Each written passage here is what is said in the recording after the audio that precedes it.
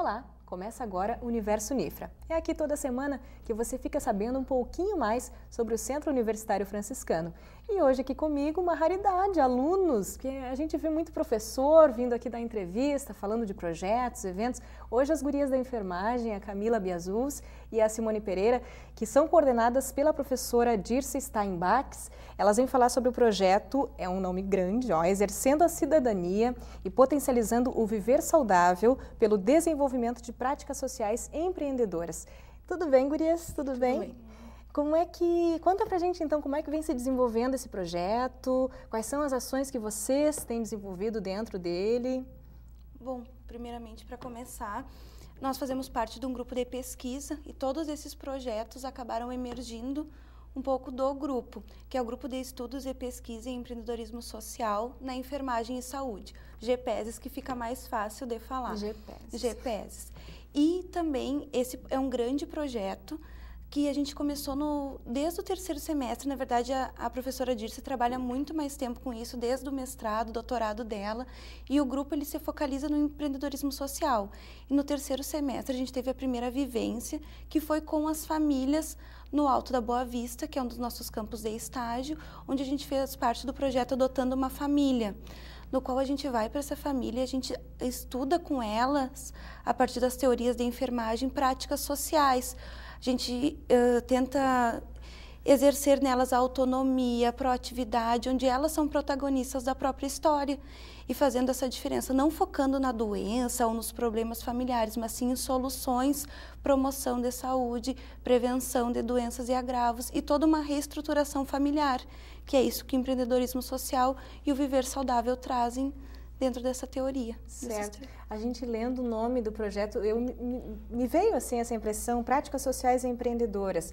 A gente já teve aqui no programa uma entrevista em outro programa, né? Uma entrevista sobre o projeto Esperança com a Esperança, a formação dos líderes, mas o empreendedorismo sobre o qual vocês tratam é diferente da questão financeira, da empresa em si. É o empreendedorismo de vida mesmo, né? Essas práticas... Social. É o empreendedorismo social no dia a dia das pessoas, né? Simone, como é que tem sido para ti? Então, a Camila deu uma introdução aqui, né? Como é que tem sido para ti isso? Olha, assim, eu participei também no terceiro semestre, né, Adotando uma Família, e eu posso dizer para ti com segurança, assim, muito mais a gente aprende do que consegue levar.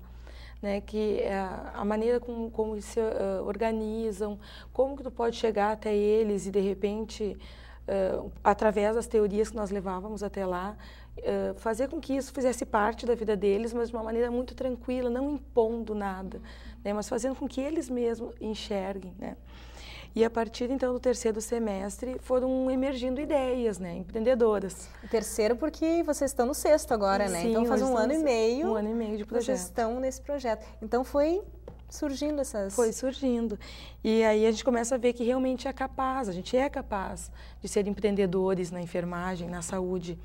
E no terceiro semestre, então, surgiu a ideia de colocar a música no ambiente hospitalar, aliada ao cuidado do paciente. Porque até então a gente se vê normalmente nos hospitais muito a parte mecânica, tecnicista, né? E a gente tentou, por que não utilizar a música como uma alternativa de cuidado? Né? E pensando nisso, então, nós procuramos a professora Dirce e ela até hoje nos acompanha. Nós vamos ao Hospital Casa de Saúde, de 15 em 15 dias, e levamos a música, assim, como forma de cuidado. A gente verifica sinais vitais antes e após a música. E nós temos já um artigo que vai ser publicado agora, acredito que em novembro, e outro está no prelo. Então, com isso, prova assim, que realmente está dando certo o projeto. Os sinais vitais são melhores depois da música, então? De certa forma, até no início a gente teve um pouquinho de discussão a respeito, porque no início os sinais alteravam. A pressão arterial, para quem está em casa acompanhando. Isso, a pressão arterial, a frequência respiratória, a frequência cardíaca. E nos primeiros dias nós víamos assim, mas aumenta essa pressão. Mas o que quer dizer esse aumento? É emoção? Então, a gente começou a fazer pesquisa assim, acerca do que significava a música naquele momento e qual era o sentido para ela. E a partir daí a gente teve resultados bem significativos, bem positivos. Que interessante. Bom, é um projeto este aqui intitulado assim, sobre práticas sociais empreendedoras na sociedade. Ele é anual ou ele é bianual? Ele foi registrado de Na verdade, ele é um grande projeto, né, Carla, que engloba vários outros.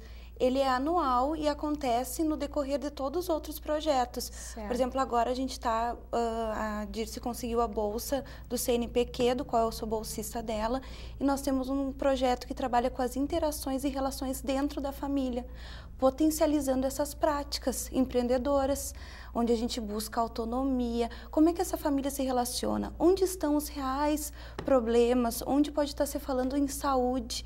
E a gente procura trabalhar com famílias que tenham crianças e adolescentes em situação vulnerável, para poder estar trabalhando com elas, para a família poder estar educando em saúde junto, que a gente sabe que muitas vezes sobra para a escola essa educação, essa parte da saúde, prevenção, uso de drogas. E não deveria, a família tem que ser foco, mas muitas vezes ela não sabe como é que ela vai estar ajudando os seus filhos. Ou ela não está estruturada. Ou ela não está, exato, então a gente procura ajudar essa família a conhecer ela, que a gente, como a Simone colocou, a gente conhece, quando tu vai para a comunidade, para as famílias, que tu entra na casa das pessoas, que tu cria o vínculo, tu aprende muito mais do que tu acaba levando para elas. E essa troca, esse vínculo que a gente vai construindo com o tempo, porque até tu conquistar aquela família, ela realmente se abrir para ti, é muito complicado, então demora um tempo, mas os resultados são excelentes, assim. Certo. E falando em famílias, a gente tem sempre num projeto uma evolução das ações, né? Como é que está esse cronograma de ações, essas rotinas de trabalho que vocês têm né, empreendido aí, as visitas, como é que se dão? É semanal? Enfim, quantas famílias vocês acham que já foram atendidas até agora? Tem esses dados para gente? Tem. No nosso projeto começou agora em agosto, esse que eu estou falando para vocês. Então, no momento a gente está na coleta. Como é uma pesquisação, a gente viu a necessidade de fazer a coleta de dados nas famílias, porque o primeiro momento foi o vínculo. Agora a gente já está na coleta de dados. E também a gente viu a necessidade de já estar fazendo intervenções. E essas intervenções são nos sábados à tarde, onde a gente vai até a comunidade e eles escolhem o tema daquela reunião, daquele momento. E se abre uma mesa de discussões, onde ou a gente leva alguém, uma pessoa que eles vejam a necessidade, por exemplo, um dentista. Eles pediram muito para falar de saúde bucal, que a gente sabe que tem muito problema lá na área e não é tão tratado. Essa área que vocês falam, esse projeto se desenvolve basicamente em que comunidade? No Alto da Boa Vista. No Alto da Boa Vista. Exatamente, com as famílias vulneráveis que existem lá. Então, a gente leva e faz essas intervenções de 15 em 15 dias, nos sábados à tarde, mas as coletas de dados são nas terças e nas sextas. Certo. E, claro, você já tem esse diagnóstico aí, a questão da música, é um projeto guarda-chuva, né? Como a gente chama, o projeto que a professora Dirce toca e as meninas, então, têm as suas ações individuais, a musicoterapia, então, essa conscientização, esse empreendedorismo na família, né? Daqui para frente, assim, reunindo essas ações, que rumos o projeto vai acabar tomando até ali março, né? Quando a gente encerra e faz relatório, enfim. Bom, no nosso caso, o projeto vai até agosto, né? Que é quando fecha um ano. É outra bolsa, né? Bolsa CNPq, BIC CNPq. Então, no nosso caso, nesse primeiro momento, vão ser as intervenções juntamente pela necessidade, porque quando tu tem uma pesquisação, tu tem que ir pronto para também ver o que a comunidade precisa. E foi isso que a gente fez. Então, a gente pretende continuar a coleta de dados e as intervenções. E a partir disso, com certeza, não vai ser só um artigo, vão emergir vários, porque as famílias, elas trazem muitas situações e abrem muito a proposta, como a gente trabalha com análise de conteúdo, observação, então um leque bem grande de possibilidades, com certeza publicação de artigos, não abandonar essas famílias, porque isso é que é importante, porque no momento que tu conquista o vínculo, tu é responsável por ele, e se de uma maneira tu perder ou deixar essas famílias desamparadas, né, elas, para a próxima pesquisa que for, elas já não vão estar abertas. Sim. Então a gente procura ter muito cuidado, né, em relação a isso. E para ti, Simone, então, esses rumos, assim como disse a Camila, temos, então, prováveis empreendedoras, vocês como enfermeiras, né, daqui a pouquinho formadas. Sim, lembrando, assim, que o meu projeto é um projeto voluntário, né, nós não somos bolsistas, Mas assim, a gente pretende continuar assim, até agora, como a gente está no final do 6º semestre, a gente pretende dar continuidade e já tendo em vista assim, tudo que a gente está conseguindo com resultados, nós queremos preparar, né, alunos de 2º, 3º semestre, colegas, que consigam dar sequência nesse projeto, porque nas entrevistas a gente vê bem claro, sabe? É um agradecimento. Eu estava aqui, eu não esperava a música. Quando eu vi, eu comecei a chorar.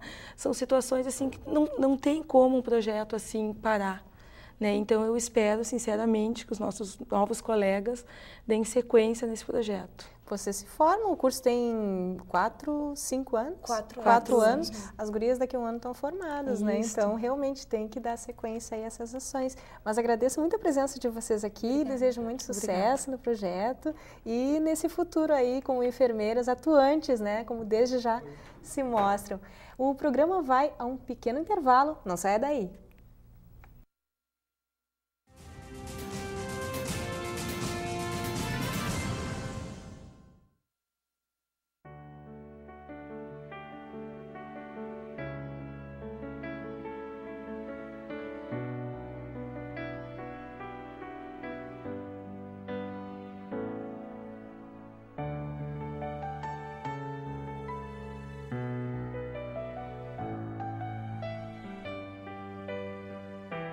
ONG Parceiros Voluntários de Santa Maria, 6º andar do prédio da Cassisme.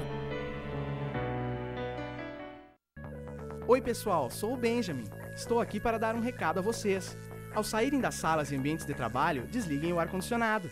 Energia, para economizar, só precisa lembrar. Pedrinho é uma criança especial, que enfrenta dificuldades diariamente. Para passar por tudo isso, conta com seus fiéis amiguinhos escudeiros, que o ajudam a vencer cada obstáculo. Sem eles, Pedrinho nunca conseguiria enfrentar o temível dragão, que impede que todos levem uma vida feliz no castelo. Para quem enfrenta um dragão por dia, uma mão amiga sempre é bem-vinda. Por isso, Pedrinho precisa da sua ajuda também. Contribua com a Escola Antônio Francisco Lisboa e transforme a vida de vários Pedrinhos.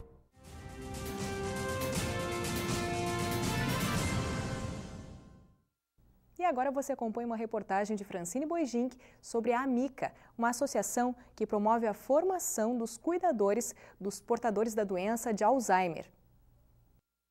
O mal de Alzheimer é uma doença degenerativa que causa a morte gradual dos neurônios. O diagnóstico é dado por exames de imagem. Com o passar do tempo, a memória e a fala são afetadas, conforme a evolução da doença, que é progressiva e tem 4 fases. Uma primeira fase, as alterações são da memória recente, leves, e eventualmente alguma incoordenação também leve. Esses sinais, inclusive, são possíveis de serem encontrados em outras situações. Na segunda fase, existe já uma evolução um pouco mais avançada desses 2 sinais, e é onde se encontram também algumas agnosias, ou seja, o paciente começa já a não identificar certos objetos e já tem algumas coisas mais acentuadas na coordenação. A terceira fase entra a linguagem. A pessoa já não acha as palavras, isso interfere na escrita, isso interfere também na leitura, na comunicação. E começa a apresentar um distúrbio comportamental. Aí a pessoa pode ter episódios de agressividade, de apatia, de intolerância, né, de choro, evoluções assim desse tipo, que eventualmente pode até parecer um quadro psiquiátrico.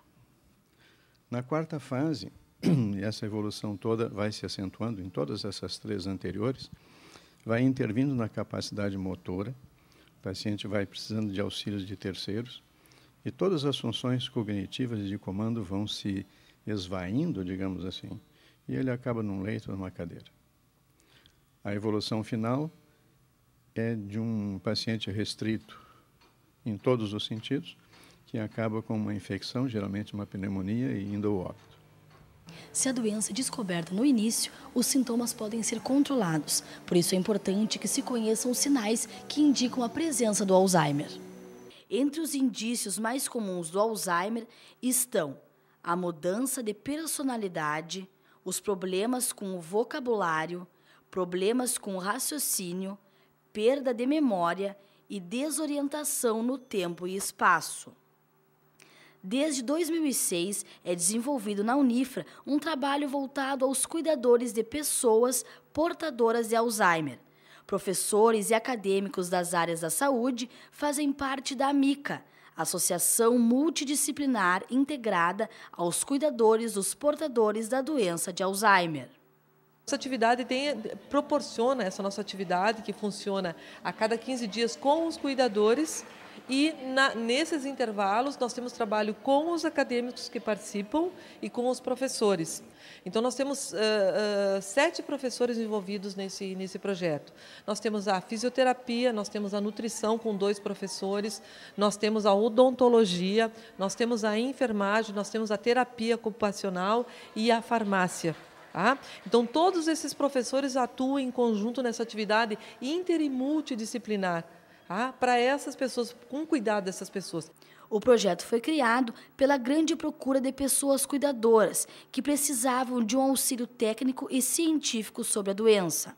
Esse grupo ele também funciona com uma ação bem importante de ouvir esse cuidador, de ouvir todas as queixas desse cuidador e as necessidades dele sobre essa doença que, para muitos ainda, existe um certo preconceito. Então, não há esse esclarecimento, eles não sabem o que fazer. A mãe de Luísa Ayrton Runoff é portadora de Alzheimer. O filho procurou o projeto porque percebeu que necessitava de mais informações. Quando surgiu a doença da minha mãe, na verdade, eu me senti muito assustado. E o maior problema justamente era a falta de conhecimento sobre isso aí. Eu fiquei sabendo do projeto de Alzheimer aqui da Unifra e vim imediatamente para cá. E aqui eu vi que eu fui muito bem recebido e comecei a aprender. Eu estou há 4 anos e meio, hoje eu já estou até podendo ensinar um pouco. E o Universo Unifra de hoje fica por aqui. Voltamos na semana que vem. Até lá!